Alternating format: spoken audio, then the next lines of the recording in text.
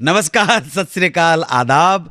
स्वागत है आप सबका इस शो में जिसका नाम है सुहाना सफर विद अन्नू कपूर, सिर्फ 92.7 बिग एफएम पर। मेहरबान दोस्तों, आज 22 जुलाई। आप जानते हैं कि हमारा ये शो मंडे टू फ्राइडे है। 22 जुलाई को एक महान कलाकार का जन्म दिवस आता है, महान कलाकार मुकेश जी।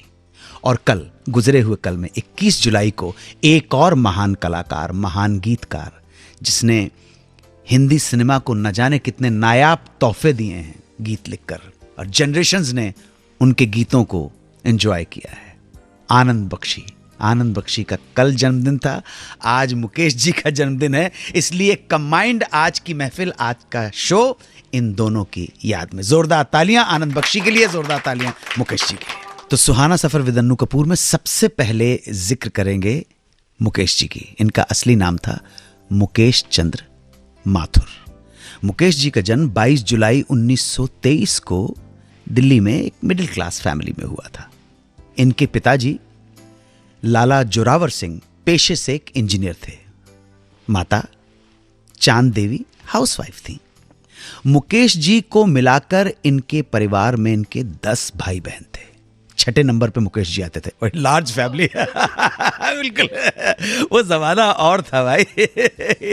इनकी जो बड़ी सिस्टर थी, उनको गाने का शौक था और वो गाने की ट्रेनिंग भी ले रही थी।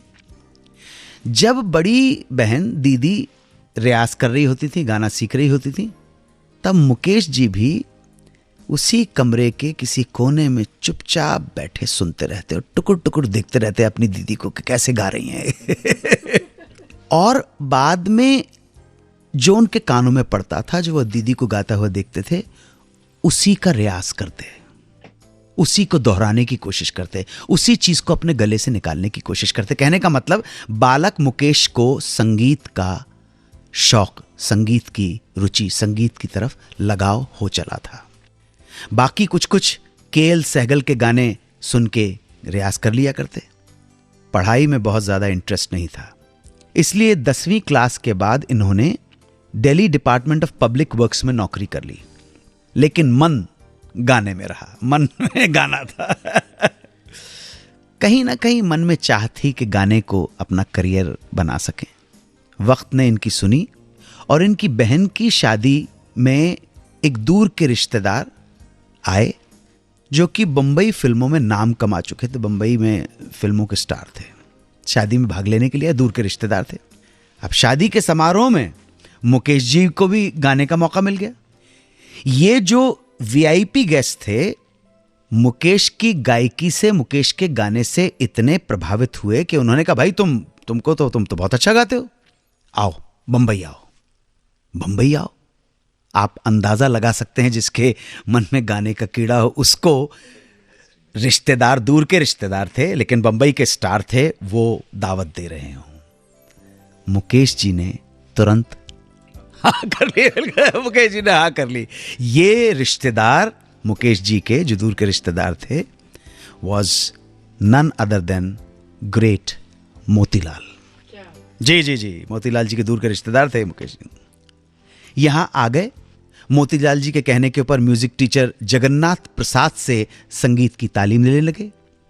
1941 में मुकेश जी को एक फिल्म में एक्टिंग करने का मौका मिला, जिसमें जो गाने थे वो भी इनके ऊपर ही पिक्चराइज होते। मेन रोल मिला। फिल्म का नाम था निर्दोष। अभी तक फिल्म इंडस्ट्री में पूरी तरह से प्लेबैक सिंगिंग का जमाना नहीं आया था।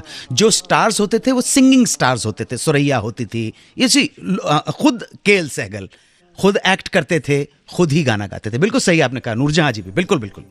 निर्दोष रिलीज हुई लेकिन कुछ फायदा नहीं हुआ, निर्दोष चली नहीं। फाइनली इन्हें मौका मिला मोतीलाल स्टारर फिल्म में, जिसका नाम था पहली नजर। इसमें उन्होंने एक गाना, आज 22 जुलाई है, कल 23 जुलाई होगा, लेकिन गुजरे हुए कल में 21 जुलाई था। प्रोग्राम की भूमिका में बता चुका था आपको कि 22 जुलाई को मुकेश जी का जन्म हुआ था और 21 जुलाई को, बिल्कुल सही फरमाया आपने, वापस आके बात करेंगे ग्रेट आनंद बख्शी की। 92.7 बिग एफएम पर सुनते रहिए सुहाना सफर विद अनु।